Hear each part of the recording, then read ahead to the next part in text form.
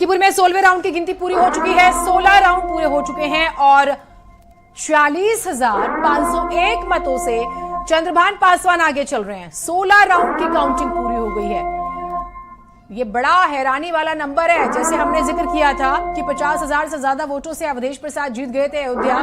BJP ने बदला लेने की पूरी तैयारी कर ली थी मिल्कीपुर से और यहां पर जीत ही होती है 40,501 मतों से आगे।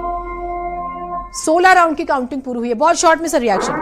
हाँ, सीमा आपसे एक बार मैं अपडेट ले लेती हूँ। सीमा, जो आप कह रहे थे कि ये बढ़ते 60-70 हजार हो जाएगा, उसी दिशा में बढ़ रहा है। आपका गणित जो था वो सही जा रहा है।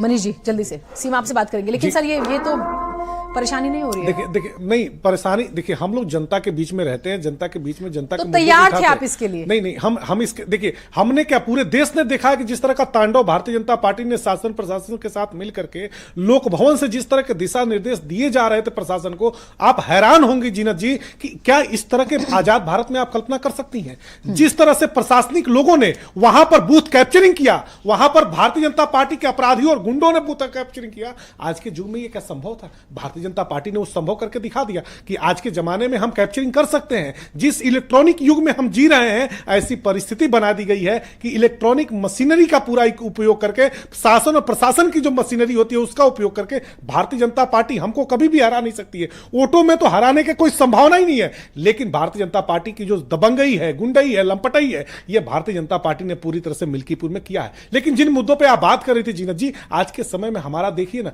हमारे ग्रोथ को देखिए कि हम कहां पर जा रहे हैं। भारी तादाद में युवा हमारे बेरोजगार होते चले जा रहे हैं, उनके बारे में कोई नहीं सोच रहा है। अपराध जिस तरह से बेतहाशा बढ़ रहा है, उनके बारे में हम बात करते रहेंगे, बीच बीच में अपडेट्स भी देंगे। सीमा आप हमारे साथ हैं। सीमा, आप, जो मेरा सवाल था आपसे, जो गणित आपने बिछाया था कि 30 राउंड होते होते तो ये 60,000 का मार्जिन हो जाएगा, देखिए 40,501 मतों से आगे हो गए हैं 16वें राउंड की काउंटिंग के बाद। ये तो उसी दिशा में बढ़ रहा है।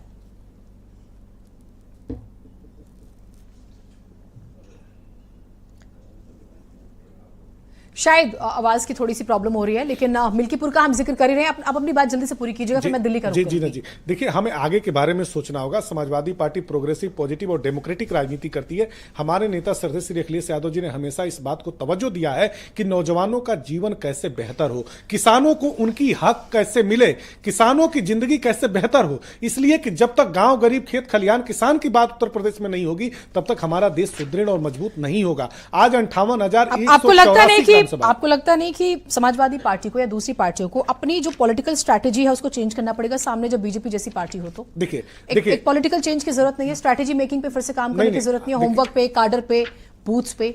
देखिए, हमारा बूथ का संरचना भी बहुत मजबूत है। हमारा कार्डर जिस तरह से काम करता है, आज कार्डर का काम करने का नतीजा है और हमारे नेता श्री अखिलेश यादव जी की विश्वसनीयता है कि भारतीय जनता पार्टी से इतने लंबे अवधि तक विपक्ष में रहने के बावजूद इतने ताकत के साथ हम उनके साथ खड़े हैं और उनके आंखों में आंखें डाल के हम बात करते हैं। उनकी आलोचना, उनकी नीतियों की आलोचना हम उनकी आंखों में आंखें डाल के करते हैं, पीठ पीछे नहीं करते। हमारी लड़ाई सांप्रदायिकता के खिलाफ जो समाजवाद है, यही एक दिन उत्तर प्रदेश और देश में परिवर्तन की धारा लेके जाए। लेकिन वोट नहीं मिल रहे हैं, सत्ता में वापसी नहीं हो रही है। जीनत जी, ये वोट भारतीय